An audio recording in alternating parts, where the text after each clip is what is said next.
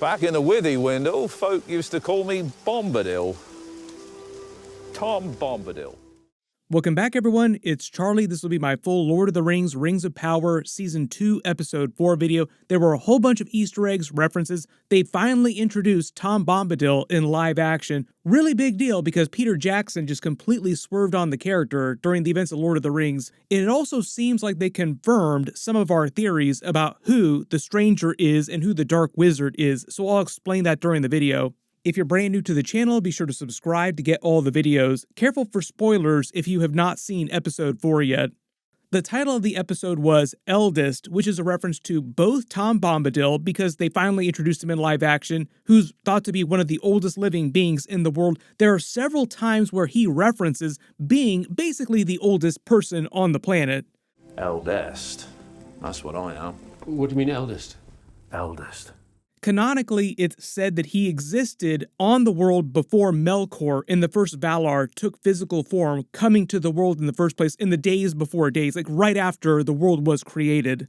That would also make him older than the Ents. In the title of the episode, The Eldest is also a reference to the Ents, who they also brought on during the show, the Ent wives too. This is the first time I think we've seen the Ent wives in live action anywhere. In the books, Gandalf talks to Frodo, thinking that the Ents are meant to be the oldest living beings on the planet. The way that Tom Bombadil talks in the episode, though, he confirms that he is the oldest living person on the planet. Rory Kinnear is playing the character. You probably recognize him from a bunch of different shows and movies. He's all over the place. But he's primarily featured during the original Lord of the Rings books, but Peter Jackson completely cut him out when he was doing the movies just because it felt like too much of a side quest, and he's meant to be this really weird, really powerful character who's super mysterious that Tolkien never fully explained. There are a lot of jokes and references to that during his parts of the episode where he's speaking very mysteriously about his backstory and his powers. What are you? Don't you know my name yet? That's the only answer. It's all because Tolkien never really explained it, so there's been so many fan theories about his character for so many years. So I think the writers of the episode were trying to be kind of funny about that, but also not step on their toes too much by trying to over-explain the character, like they didn't want to create too much new lore about the character. Just because I think the Tolkien estate probably has some rules about the way that they're allowed to adapt certain characters, and there's probably some specific rules they had for adapting the Tom Bombadil character.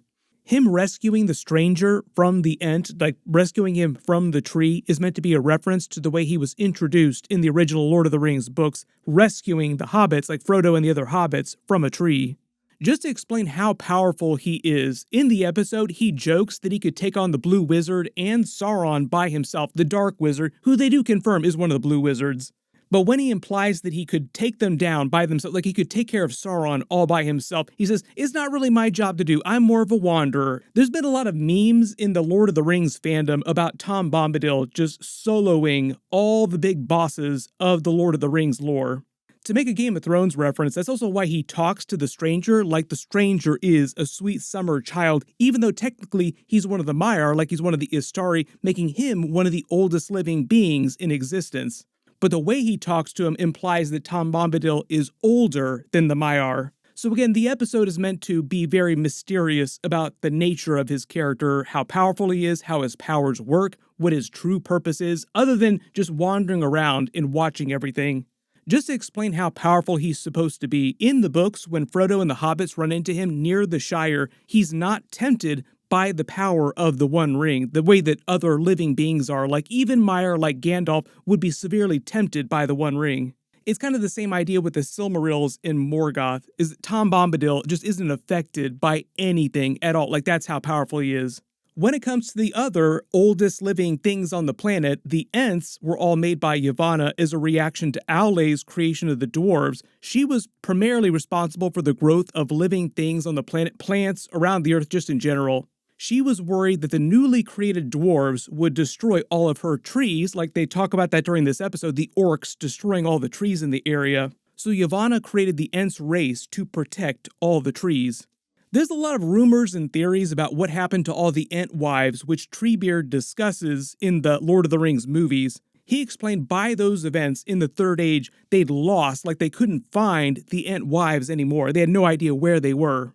A lot of Ents through history would stop talking, slowly start to resemble regular trees, basically going to sleep forever and kind of turning into actual trees. So it's partially implied that the Entwives were eventually either killed or burned down when forests were cut down or burned down, or they themselves just turned into actual trees and stopped talking. It was really cool to see all the Ents, but really the big deal here is Tom Bombadil, just because it's like a big first for Lord of the Rings. One of the funny things, though, is that Peter Jackson actually did say that one of the biggest complaints that he had when he originally made the Lord of the Rings movies, which are obviously all fantastic, but he had to change the books quite a bit to turn it into a 3-movie format and make it more movie-friendly format. The way the actual books are written, they jump around in the timeline a lot, so it's not written like a traditional movie script would be written. But he said way back in the day, one of the biggest complaints that he got from the fandom at the time was that he didn't do Tom Bombadil, like he just completely cut him out of the story. So some of his scenes actually reference that, like, yay, we're finally giving the fans what they want. They've been asking for Tom Bombadil for all these years. Here he is. The episode starts with Elrond and Galadriel in the Grey Havens with their force of elves about to head for Celebrimbor and Eregion to try and stop Sauron. The Axe Bridge shortcut that he speaks of is meant to give you vibes of Gandalf and the Fellowship of the Ring taking the Khazad-dûm shortcut, the Bridge of Khazad-dûm. They do another cool map transition showing their party of elves running towards Eregion. Because elves have way more fortitude, they can pull off a run of that distance, like epic marathon length, super marathon. They learned Sauron used his power in lightning form, like lightning powers, to destroy the bridge, so add that to the list of powers that we haven't seen Sauron use before in live action. You have to remember that at this point in history, Sauron is way more powerful. He hasn't poured most of his life force energy into the One Ring while he was creating it. That's one of the reasons why the One Ring is so much more powerful than the lesser rings. Because Sauron literally poured a ton of his own power, his life force, into it, Horcrux style, to make a Harry Potter reference. So this whole bridge, lightning powers strike here is also to give you a preview of what they might face should they try to face Sauron in open battle this season or in future seasons. When they mention the hills of Tern Gorthund, those are the Barrow Downs here, where the Barrow Wights come from in the lore. There's a bit of a change they're making on the show here with the characters. Originally, the characters don't really show up till the Third Age, so this is a little bit earlier, but the way they explain it on the show is that Galadriel thinks that Sauron woke them up purposefully and they're working for him. Later in the timeline, the Witch King of Angmar basically does the same thing, like the Witch King goes to them and tries to get their help and just messing around with people in this area. They're meant to be evil spirits, kind of like the Nazgul, the ring race. They're like a different kind of wraith that exists both in the unseen world and have physical forms too. There are a bunch of times in the episode that Galadriel uses her ring of power either inadvertently or on purpose. Notice the sound that you hear coming from it is meant to be the same sound that you hear coming from the One Ring of Power when Frodo is listening to it. It's meant to be Sauron's voice talking in their ear. What's happened with Galadriel is that the Ring of Power is amplifying her powers of foresight. She sees one of the Barrow Wights in the future, whereas previously she probably would not have. All the rings of power, even the lesser rings, amplify the natural abilities of whoever wears them. So like if you already have magic, like you're a wizard, kind of like Gandalf, or one of the other characters that has some special ability, any ring that you wear will amplify that ability, whatever it is. So before all this, Galadriel did have powers of foresight, but they were much weaker, much more random. They start to figure out Sauron's grand plan that this is meant to screw them no matter what they do. Like either they take the long way and they take 2 weeks to get to Eregion, or they take the shortcut through the Barrow Wights and most of their group gets killed, or Sauron's hoping that most of their group gets killed. Either way, giving Sauron enough time to finish making all the rings of power and taking them from Celebrimbor. Like, that's his whole plan. Like, he wants to get them forged and then be able to use them as he wants to, or use them himself. So he's been creating all these roadblocks all over the place for all the forces of elves to slow them down on their way to Eregion. Elrond, as the leader of the party, orders her to stop using the One Ring, thinking that Sauron might be able to control her through the ring, which isn't totally correct, like he's partially correct. Because Sauron didn't lay any special enchantments on the elven rings, they were made separately from Sauron, like he didn't actually physically touch them. He doesn't control them until he wears the One Ring of Power. The way that Tolkien explained it, because he influenced the actual creation of the rings themselves, like he gave Celebrimbor the idea of how to create them, and even then when he puts the One Ring of Power on, he can't control them as much as he can control the people who wear rings that he physically touched. He can kind of influence the elves that wear the rings. So we're still a long ways off from Sauron having any actual effect on Galadriel or anyone that's wearing the elven rings. Like, we haven't gotten close to him forging the One Ring of Power yet. But they don't totally understand how Sauron can control the rings or people who wear the rings. So as long as Sauron is not wearing the One Ring of Power, any of the elves that are wearing Rings of Power should be okay. Not so much for anyone wearing the Dwarven rings or the rings for men. He can control those even without wearing the One Ring of Power. So once the dwarves start putting their rings on later this season, Sauron can start controlling their minds. My assumption based on the timeline of the season and the way this final battle goes down is that they'll also finish making the rings for men by the end of the final battle too. Like, it'll probably all go down in the last 2 or 3 episodes. They finish making the 9 rings for men and then boom, orcs attack, and that's it for Eregion. Then we go back to Rhûn as the stranger is looking for Nori and Poppy, who got blown away in his magic tornado, Wizard of Oz style, and he winds up running into, of all people, Tom Bombadil. The way they explain Tom Bombadil's presence in the East during this part of the timeline is that canonically, it just said during the First and Second Ages, he traveled around the world, and it's pretty vague about what he was doing. He explains he's been wandering around and he wound up here just because he wanted to see how things had changed since the creation of the world. Living it up in the East with his Ent friend, also hanging out with blue wizards. And you notice when he first runs into him, you actually hear him singing a song from the books before you actually see his face. Like, he comes in with him singing because it's kind of how he enters the story in the books. He's meant to be a very mysterious figure on purpose. Tolkien never really fully explained his backstory or how the character works, his powers, or what he really is. That's why they have the joke later in the episode where the stranger literally says, "What are you?" And Tom Bombadil says, "Well, you know my name. That's about all I can tell you," because Tolkien never actually explained the character. So it's a bit of a joke for the writers winking behind the camera, like, we can't tell you because we don't know either. There's been so many fan theories about who he really is because he seems so powerful. Some people thought for a while that he might be Iluvitar, but the way the books talk about Iluvitar, he never actually took physical form to walk around on the planet, so I think that's confirmation that Tom Bombadil is not like the physical manifestation of God. But I do like the theory that he might also be one of the Maiar too, just because he is powerful like the Maiar. The only problem with that is that he's not susceptible to the power of the One Ring the way that the Maiar or even the Valar would be, meaning that theoretically he could be more powerful than the Valar or the Maiar. If you think you have a solid Tom Bombadil theory, like what actually is he, write it below in the comments. Notice how when he sees the stranger, he recognizes him instantly as an Istari, like he knows everything about him like an open book the second he sees him. Almost like he kind of expected him, because I think we're getting into book canon now too, when we're talking about the history of the Blue Wizards. Later in the episode, he explains that he met the other Blue Wizard that came to Rhûn, so he was probably expecting the second Blue Wizard that he knew would eventually come along, and it is the stranger. Throughout all their different scenes in the episode, he sings a bunch of different songs. All of them are songs that he sings in the books with the hobbits. When the mysterious wind blows the stranger's map that he was following onto a tree, it's the Ent, and it's meant to be a reference to him searching for his staff. Like, I was hoping to get the staff, like borrow it from the Ent here. Part of the idea is that he learns that he was actually destined to be following this map to find Tom Bombadil rather than find some special place under the stars. Like it was meant to be a map to Tom Bombadil. Not that far away, Nori and Poppy run into an Easterling who we find out is actually from another race of halflings related to them and to hobbits. You notice that he says his name is Merrimac, which is also the full name of Merry in the Lord of the Rings books, Frodo's companion from the Shire later in the timeline during the Third Age. Most of their storyline in the episode is meant to set up the whole concept of the Shire's creation later in the timeline, but that doesn't happen until much, much later. They use most of their scenes for comedic relief and also explain sort of the etymology of all the different races of halflings. Poppy winds up having a bit of a meet-cute with him. They break all the special rules of the community the minute they step in. And we find out that they're Stores, who are one of the 3 breeds of hobbits, the other 2 being Harfoots, who we've previously seen on the show, and the Fallowhides. Really big Easter egg here too, connection back to the Lord of the Rings books. Gollum was born Smeagol. He was a Stoor of their race, probably one of the most famous members of their race.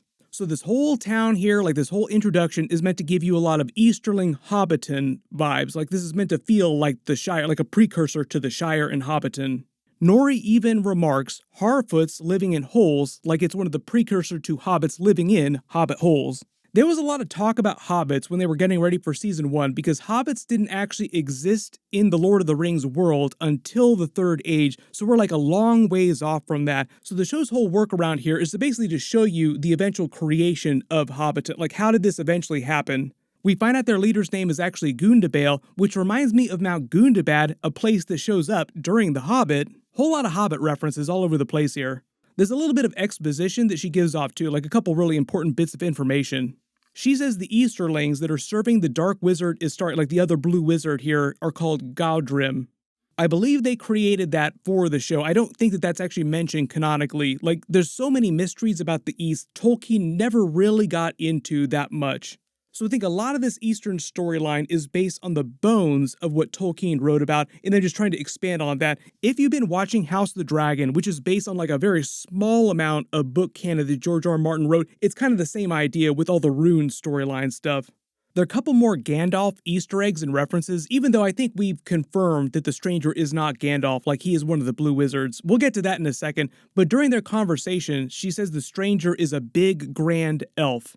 When Tolkien started to create the Lord of the Rings lore, Gandalf was one of the first names that he ever created of any of the characters. His name was based on the Old Norse words in real life, Gander, which means magic staff, and Alfr, which means elf, which together mean staff elf or wand elf. So the stranger who's looking for a staff is kind of like a big elf, a big wand elf, a big staff elf. Originally, the Valar called Gandalf Mithrandir. The Elves in Valinor called him that too, which is why Galadriel uses that name when they meet later in the timeline. But one of the big ideas, I think, is there's some copyright issues with the show actually using Gandalf because he doesn't show up till the Third Age generally, but he did exist before this, but he was living in Valinor during this whole time. Then we go to the Dark Wizard, who I think now is confirmed to be one of the other blue wizards that went to Rune. We find out that his main lieutenant Galadrim here is named Brank, telling him to take care of the Harfoots and he would take care of the other Istari himself, pulling a Thanos. Fine, I'll do it myself, so we're gonna get a full-on wizard battle at some point. Back at Tom Bombadil's, he convinces the Ent to let the stranger go. The Withywindle that he mentions was a minor tributary of the river Brandywine that flowed through the old forest on the borders of the Shire, which I think is meant to be a reference, and there are many of these, to his origin in the Lord of the Rings books when he first ran into Frodo and the other hobbits. That happened right near the Shire. The song that he starts singing when the stranger is taking his bath is the same song that he sings right after he rescues the hobbits in the Lord of the Rings books.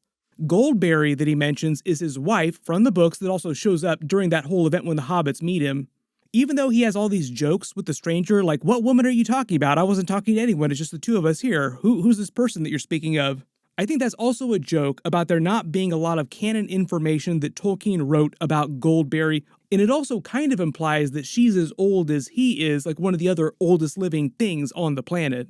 When they go into his living room, you notice that the ceiling has a bunch of star charts carved into them, and he talks about tiny eyes watching down at you. That's meant to be a reference to Iluvitar, to the Valar, to the Maiar, basically who did not take physical form and come down to the planet, so a bunch of them are still up there looking down, watching what's happening on the planet.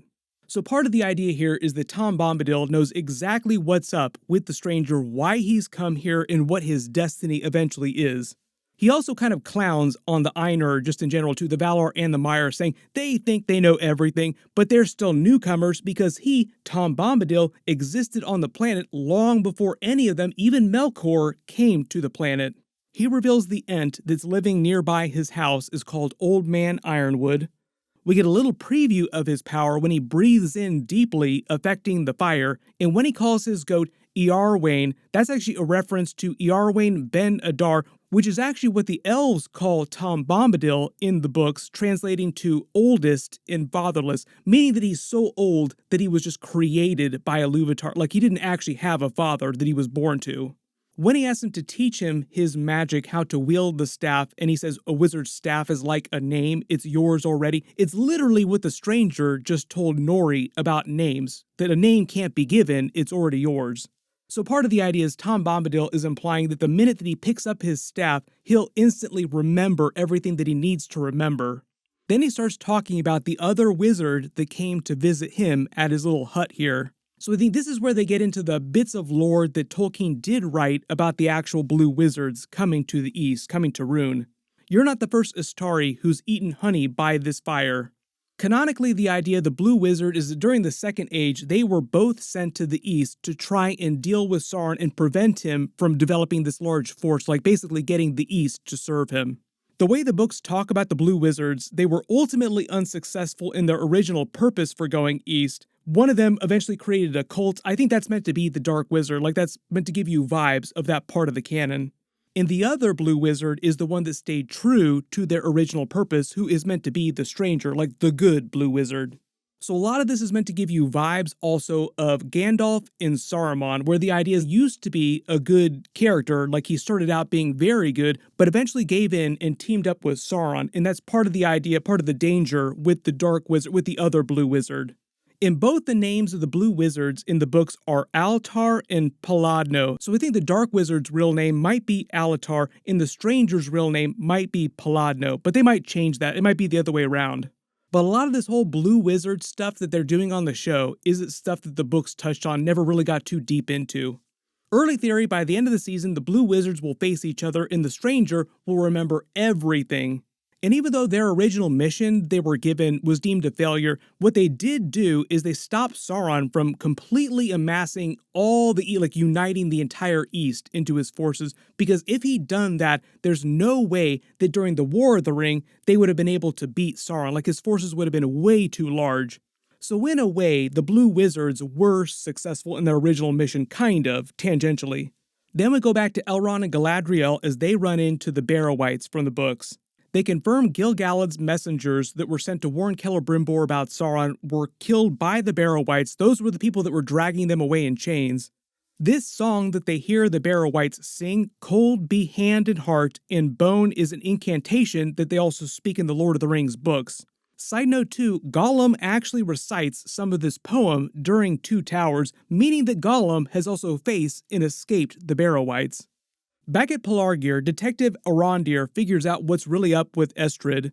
The way they explain her backstory in the episode is that she was forced to take the brand, bend the knee to Adar in order to survive, but she didn't want to and she ran at the first opportunity. So she's meant to be a good person. There are many scenes that she has in this part of the episode with Isildur where they have all kinds of chemistry, just trying to hype up that they're going to have some kind of relationship, but she still has that betrothal. He even has to remind her, oh, don't you have somebody that you're about to get married to? Why are you being all horny on me? So that guy is meant to be a bit of a third wheel, but we do have a giant battle coming later this season, so there's a pretty good chance that that third wheel might wind up being killed in that battle, because Estrid might wind up being Isildur's eventual queen when they form their Kingdom of the Faithful. We have a pretty good idea what's going to be happening in Isildur's future. As they go looking for Theo, Isildur goes full never-ending story Artax, almost sinking in the mud. They also use this to prove Estrid is a good character, like she eventually comes back to save them with the branch. And they're using this mud creature as a sort of watcher in the water kind of monster, only for mud pits, calling it their dinner basically. Probably tastes pretty good. But this creature is not just like the watcher in the water, like they're completely different creatures. Back in the Stoors village, Nori bonds with them over Sadok Burrows, her former leader, R.I.P., who passed away during Season 1, who's related to their tribe through an ancestor who left to go west, thinking of a place that looked kind of like the Shire. Like, there are a lot of references here that make it sound a lot like the Shire. She explains that he was going to leave, find this Suzat place, basically the Shire, and then send word back for the rest of their tribe to join them. I think part of the idea is they're trying to set up that by the end of the series, they'll find a place like this. The only problem with that is that the hobbits didn't settle in the Shire till well into the Third Age, so there was a place that hobbits came from, like they traveled to the Shire from another place nearby. They might set that place up at the end of the series. But that's basically where her whole speech is headed, like it's basically meant to show you the eventual creation of Hobbiton, the Shire, much later in the timeline. Brank shows up and reveals some more details about their backstory as well too, saying that it was basically the Dark Wizard or the other Blue Wizard, like the evil Blue Wizard, that cursed their flesh, basically giving them some kind of crazy disease, and that's why they're wearing the masks. Early theory is that the good blue wizard, aka the stranger, will use his magic to heal the curse on their flesh.